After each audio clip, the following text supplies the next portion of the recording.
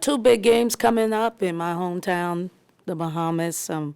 Our team is half Bahamian, seeing that this is our third year in a row going down and playing in the Bahamas. So the fans at least know what to expect when they see us when we step out on the court, and we usually have a great crowd. So I'm excited about that.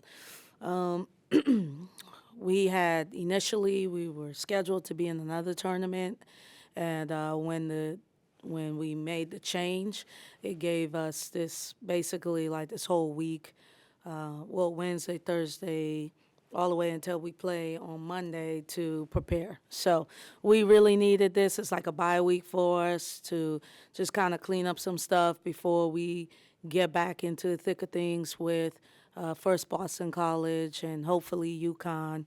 And really honored and excited to go back home and play in front of friends and family, have Rima go back home, and just have our team play two quality opponents on the road again. How have you seen this team just obviously have to adapt to a new environment almost weekly, which I know that's just kind of what programs at this level want to do, but how have you seen them just kind of stay focused and not let that fog them up a little bit? Yeah, I think every place we've been has been kind of unique, like just going to Paris, and so that was unique for the group, and then Delaware, that to that in their mind it was like, okay, this is an easier flight, so it's not that big of a deal. And now going back to the Bahamas where it's warm and we're there a day early so they can go to the beach. So it's not like we're going to places that are not kind of cool. So it's been really cool places that we've been going to, and I think that's been a way for them to not think about what you're asking, which is probably the challenge of all the different environments. We just had Star in here, and she said that she needed a coach who was real with her, that didn't tell her what she wanted to hear, but what she needed to hear. What's it been like working with her? Star is just a diamond in the rough. Just really enjoy coaching her. I think her best basketball is ahead of her, so I'm excited about that. As she gets adjusted to playing at the Power Five level, she is very tough. I think last year when we lost KK, I think that was one of the things I was most sad about. Was KK was just, in my opinion, like respectfully, just a dog, and Star and a few others, Sierra. We went in and got Christine. Like those young ladies are very competitive and very tough, and so there's a security you feel as a head coach when you go into environments because you know at least they'll be prepared for a fight. How But is big he, now? go ahead, no, it's How big now with what you could potentially see in that second game was getting that USC game and seeing how y'all played against a team like that? Well, ask me next week. Hopefully it's big. I was just talking to Dawn the other day, and she was like, "I'm telling you, it's gonna pay off. Like it always does. Like we played that type of schedule, but coming up, we played that type of schedule." And she was like, "And I'm telling you, your program is like ahead of mine when at where we are right now." And so I have to just trust the people that have been through it, and just understand that there are lessons that we can learn. We're still watching from film from USC. So anytime I think they get too excited, I just pull up the USC film and just show them things that we can get better at. And um, I do think that we will be more comfortable as Team 50. Obviously, we have a lot of players that have played in big games, but not as Team 50. So this will be another opportunity for them to get on the floor, and I think they'll be excited about it. so at SEC Media Days, KK talked about how when she was hurt, you taught her to watch film and pick it apart and things. Has that helped her kind of be a coach on the floor more for you this year, that you can tell her things quick and she Yeah. can relay that easier? Well, she's definitely way more experienced, and you know, I'm in the portal a lot, so I know like 1 year kids, you kind of just get what you get from them, and you don't get a chance to really groom them like you would. for a 2-year kid or maybe a freshman. And so to me, it's almost like a blessing that she had another year. Obviously, I didn't want her to get hurt, but we spent a lot of time together, and she knows me more than she did a year ago. And I think as we continue to play and she continues to grow and get better, you're going to see a better brand of her basketball as well. And we're really excited about that. Sierra earlier. Were you expecting her to contribute as much as she has as a freshman? I guess what has allowed her to have the impact she has? Yeah, for me, we've gotten away from recruiting freshmen that can't play. Just with the portal, it's just too much opportunity out there. And most times, if you bring in a lot of freshmen, they don't play, they're going to transfer anyway. And so when we got Sierra, I was really excited. We beat out some really good programs together. And I was excited because of the program she came from, both high school and AAU, and her maturity. I mean, this young lady has played on the senior women's teams for Mali, and she just understands how to play at a high level, and she plays with just a deeper purpose than most freshmen. My kids, when they become freshmen, I don't know that they would have the same purpose as Sierra does. So Sierra is the type that is playing because she loved the game, but she also is doing it because she supports something way bigger than her, and that's representing her country and her family too. So I think that's what you're seeing from her, and I'm excited to have her.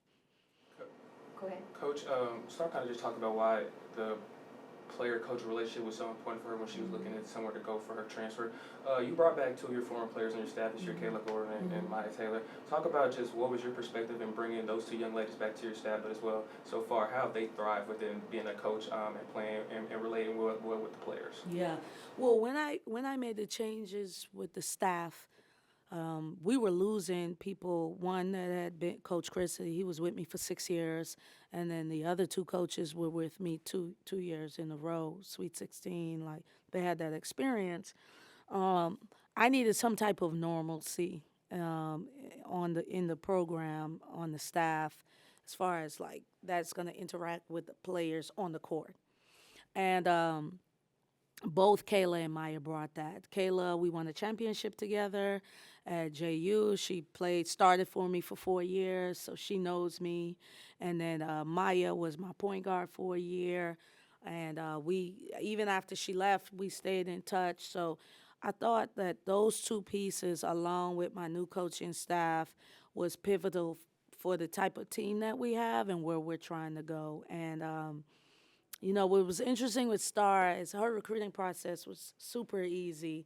I just called her, and once she started to tell me what she wanted to accomplish, I said, "Oh, this is easy. You just need to come to Ole Miss because everything that you say you want, we can do for you." And right then and there, she said, "You know what? I'm gonna come to Ole Miss." And I was like, "Come on," And she followed through with it. Obviously, she's here. But I was just straight and plain with her and just kind of told her what the expectations were. And I think both Maya and Kayla do a phenomenal job with our whole team in mentoring them. And they just understand the experience, the Coach Yo experience. They understand what that's like. And so I'm grateful to have them. Take away the win-loss record. As a coach, every coach has this through 4 games, mile markers, if you will. Do you feel like you're on schedule? I mean, obviously there's stuff to work on, but are you progressing where you thought you'd be at this point? Yeah, I didn't. No coach, no coach wants to be looking fine-tuned right at the beginning, because especially in basketball, because there is some truth to that team could kind of like die out at the wrong time.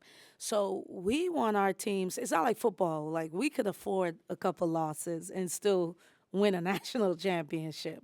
And so for us, it needs to be gradual growth. And I feel like we've seen that. We wanted to win the SC game. We didn't. It made us more keen, fine-tuned Now we had some games where we can play some people that didn't even get to play in that game and kind of see what they can do.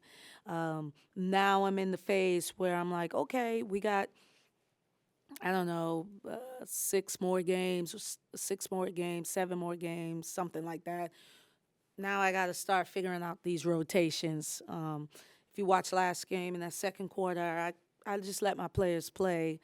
Um, and then I go back and I read the comments, and someone's crushing me after the second quarter because we're up 9. But my thing is like, when are these kids gonna play? They need a chance to play. I never felt like we were in danger of losing the game, but they need film, and that is why we schedule those games so that we can get deep in our bench because sometimes we can't. You know, some coaches have the philosophy they start off and they're playing 6, 7. For me, I prefer to play 10, 11. Um, are we there yet? No, but we're trying to get there. So I think we're right on pace. Most accomplished coach in Bohemian history. Um, I hope my dad hears that. just thinking about growing up, like, was that ever in your imagination? And what does it mean to you to get to be able to take your daughters back Yeah. and them see all this? Well, no, I never thought about it. My dad was my idol growing up, and he's the coach. So he's the Hall of Famer. He has the park named after him. He has a highway named after him. So he's really the big dog. And so I kind of just watched him, and I watched my mom lead as a principal of the high school that she was at, and so. Uh, and people know the story. My dad wanted me to be an accountant, and so my college coach kind of told me to get into college coaching. So I did not foresee that. Once I started going and I realized how much I loved it, it was like natural for me. Nowadays, the business makes it a little bit difficult, and so you have to continue to like just focus on why you got in it for the first for the initial reasons, which is just to be able to teach, develop, and inspire young people. But having my daughters they're frequent to the Bahamas anyway, so they go every year, and so it's really cool to have them watch. And then I just saw them mic'd up on my 7-year-old, and I'm like, she's mimicking me so much. And I was teasing Maddie. I said, even Yuri was like, make the free throw. So it's cool, and I don't know. I don't know if they're gonna want to be coaches or whatever, but they are having a chance to see their mom a woman in leadership, and they're young girls. So I think that that's important. Number 4 ranked defense, score and defense in the country. How do your girls handle that when they go out? Do they see that as a Yeah. challenge to, okay, they're going to come for us, we got to be even more prepared? Well, I think they were shocked because we've been so hard on them. I've been telling them our defense is awful, and so and showing them film and picking them apart, and so I don't show them, and I need to probably do a better job of giving them a healthy balance of, hey, these are the things you're doing really well. I usually spend a lot of time showing them what they need to do better. But yesterday we did give ourselves a round of applause before practice to be talking about that. And do not forget, we're 5th in the SEC in three-point shooting percentage.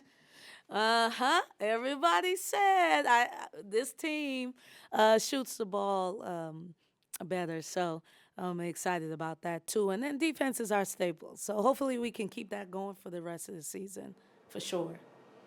Coach, you've kind of branded yourself as being one of the top transfer portal coaches in the country, even just with LaShonda Monken, moving on to Angel Reese and a different perpetual girls there. With the new coaching staff, how kind of easy was it to excel with your new coaching staff, what you wanted to see in terms of recruiting and transfer portal to make sure you bring girls in that you thought could compete for your program at a high level? Yeah, I mean they're all championship level coaches. They get it. They understand. You have Coach Q that is coaching the championship game and had a lot of success, and Coach Joy is a veteran coach, veteran assistant coach, played in the WNBA, played at Duke, knows what winning looks like, and same with Coach Amp at Texas. played at Texas, and then finished. I got her from UTSA.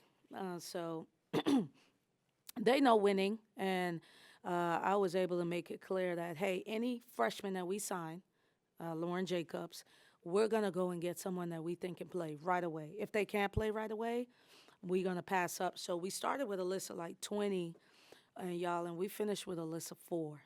And then we got Lauren, and so that was a big get for us because I really want a 4-year point guard. If there's any position that is kind of difficult to bring in for 1 year, is that point guard position. It's like a quarterback.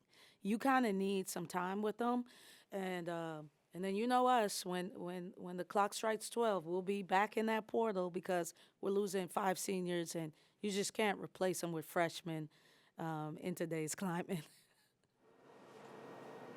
More questions? Awesome. Thank you.